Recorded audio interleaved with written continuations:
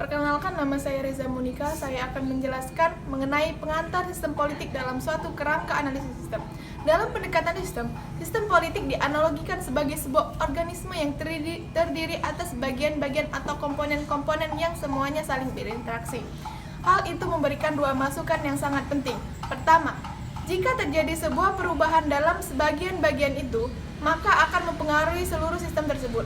Kedua, sistem hidup dalam sebuah lingkungan, dan karena itu antara sistem juga lingkungan melakukan sebuah interaksi, dan sistem itu juga dipengaruhi oleh lingkungan itu juga.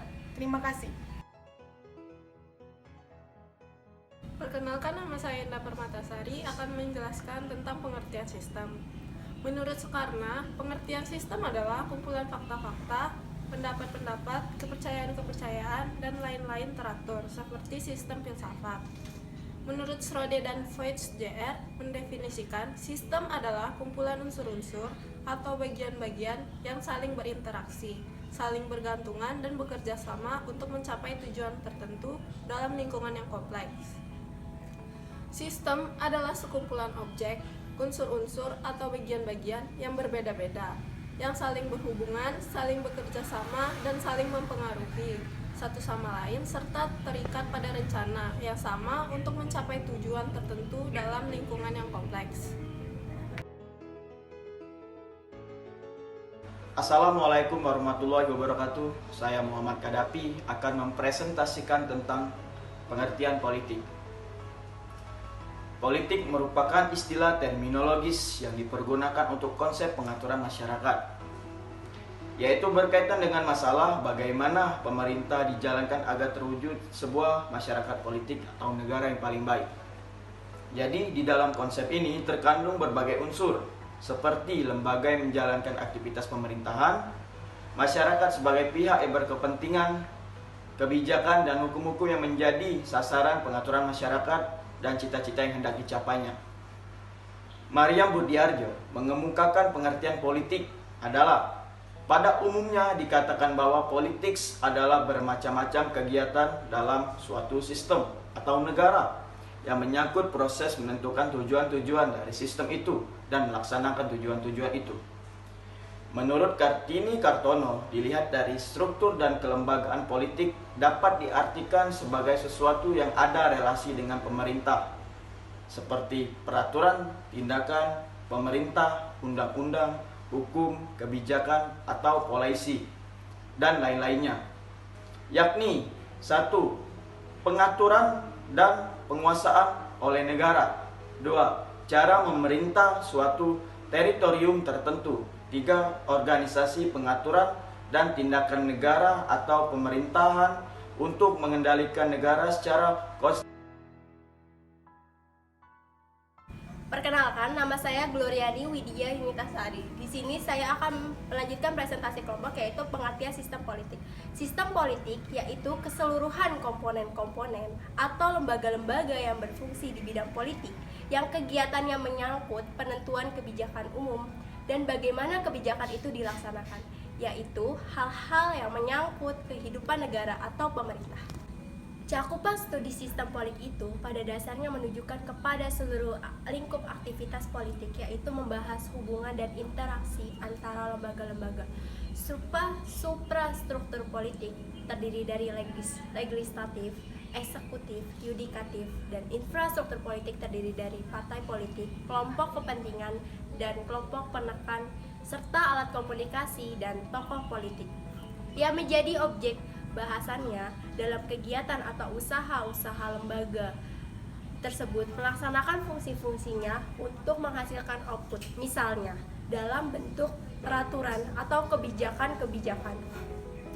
Dari input alternatif yang ada berasal dari aspirasi masyarakat ataupun dari luar sistem itu sendiri agar dapat dicapai tujuan dari sistem itu. Terima kasih. Warahmatullahi wabarakatuh. Perkenalkan, saya Muhammad Irfan Hilmansyah. Saya di sini akan melanjutkan presentasi yang telah dibaca teman saya, dan saya akan membacakan pengertian sistem politik saya mengutip menurut para ahli, yakni David Easton, Gabriel Amon, dan Profesor Sri Sumantri. Pengertian sistem politik menurut Gabriel Amon.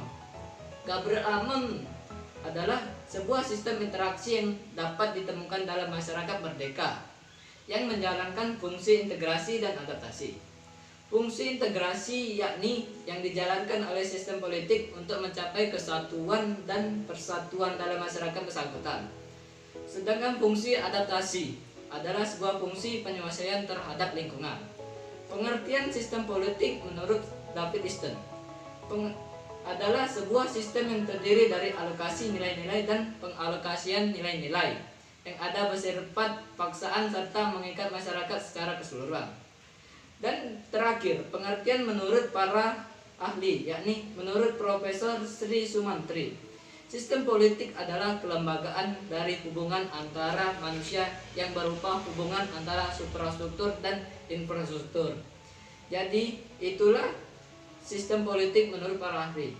Ya, dan beginilah kesimpulan sistem politik menurut para ahli.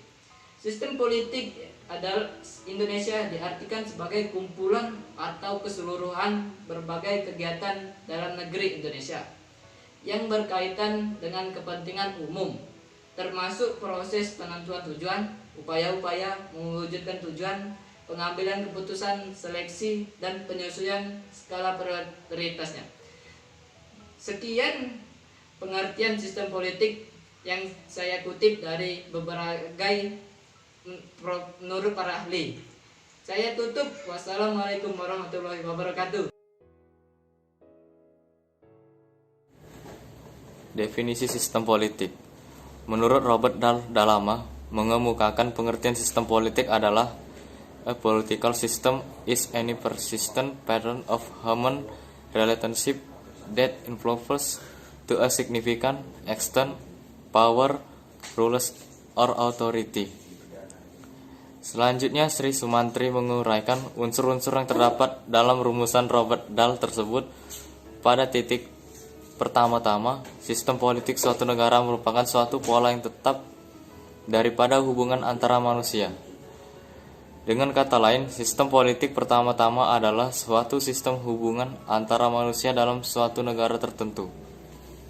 Sistem hubungan di atas dipolakan dalam arti dilembagakan melalui peraturan-peraturan dan di dalamnya ditetapkan adanya lingkungan kekuasaan dan lingkungan wewenang.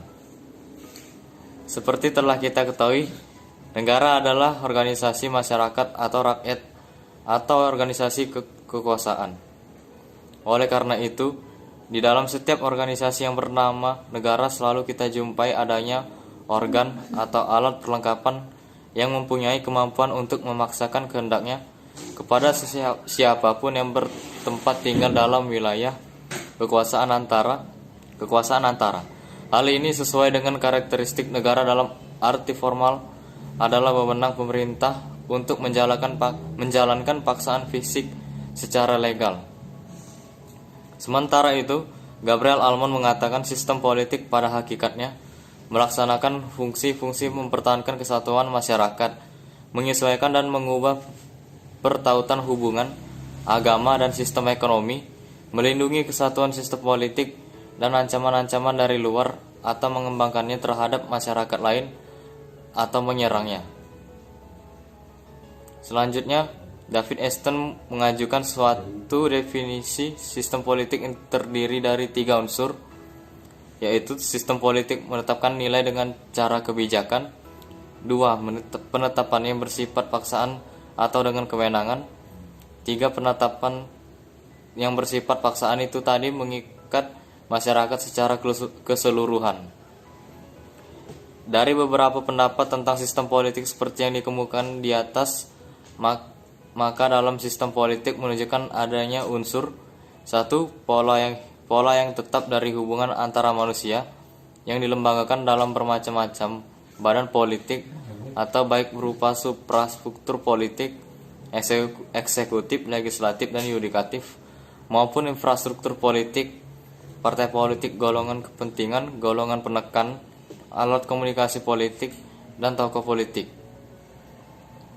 2. Kebijakan yang mencakup pembagian atau pendistribusian barang-barang, material, dan material untuk menjamin kesejahteraan atau membagikan dan mengkolokasikan nilai negara secara mengikat.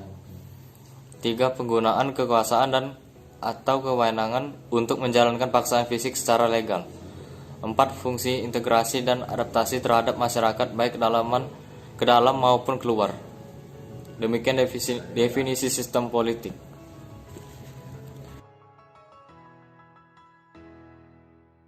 Saya akan melanjutkan pemaparan dari anggota kelompok saya.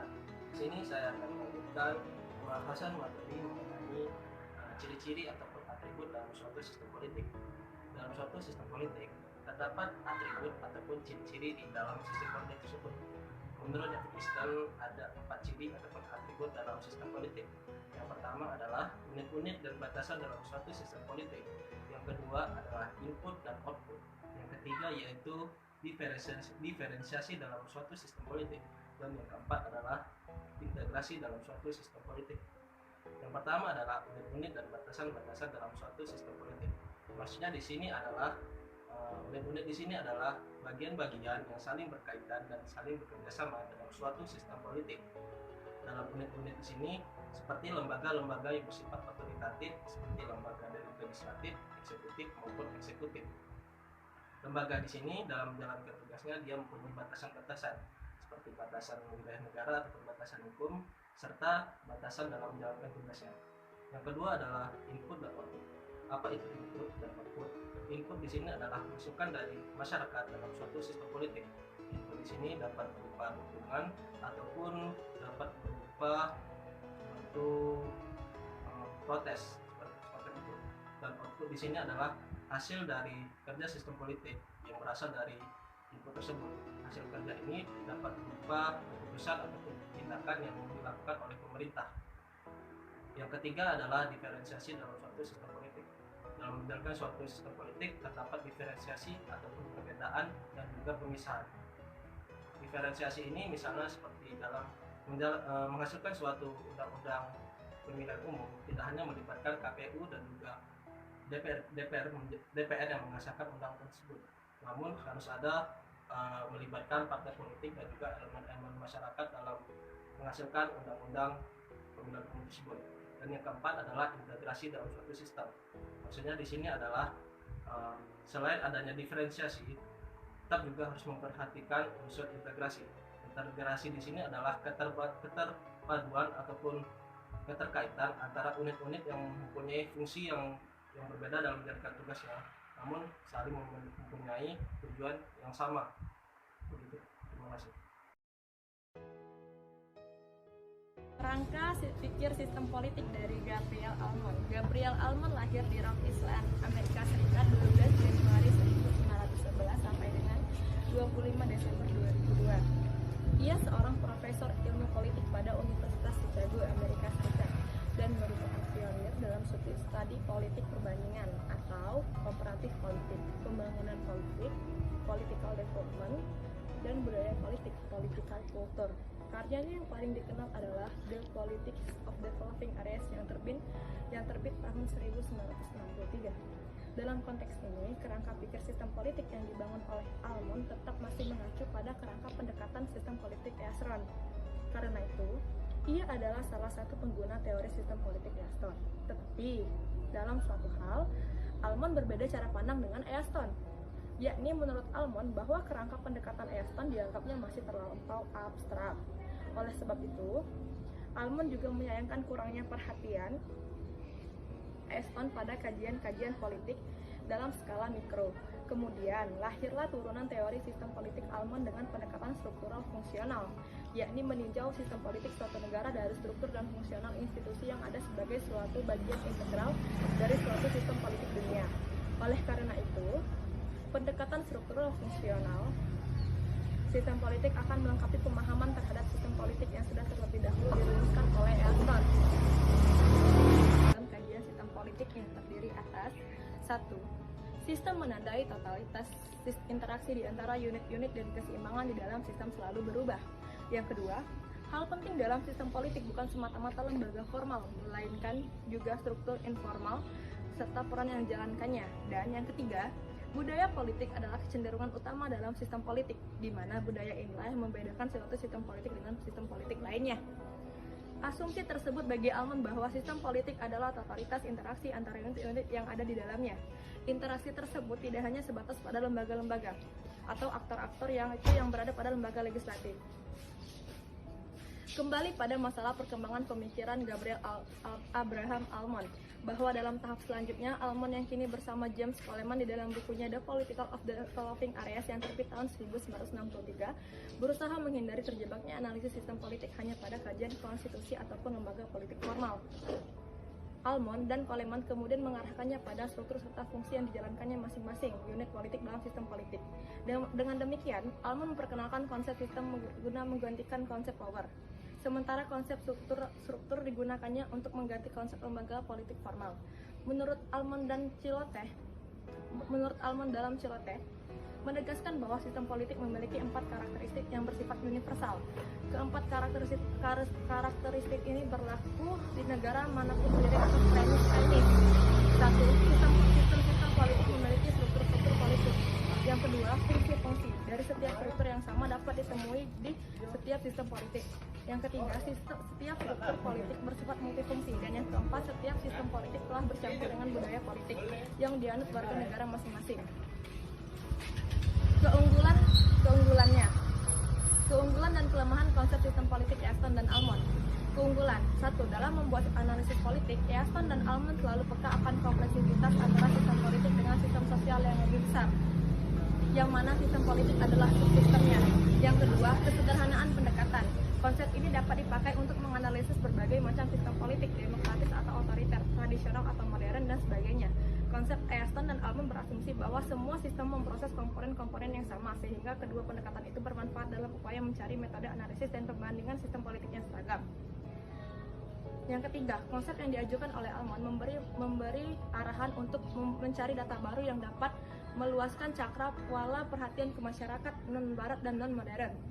Kelemahan 1. Analisis yang dikemukakan, baik sistem maupun struktur fungsional, tidak memberikan rumusan yang terbukti secara empirik, tidak menghasilkan teori. Yang kedua, tidak menjelaskan hubungan sebab akibat. Kedua pendekatan itu lebih menitikberatkan pada penjelasan analisis. Yang ketiga, analisis struktur fungsional Almond memiliki masalah ketidakjelasan konsep tentang fungsi. Almond tidak menjelaskan garis-garis yang membatasi fungsi-fungsi dalam masyarakat politik. Yang keempat, kedua pendekatan itu dikritik karena sangat dipengaruhi oleh ideologi demokrasi liberal barat. Terlihat jelas pada asumsi Almond yang mengatakan bahwa fungsi-fungsi yang ada di sistem politik di barat pasti juga ada di sistem non-barat. Yang kelima, kedua pendekatan itu juga dikritik kecenderungan ideologinya karena cara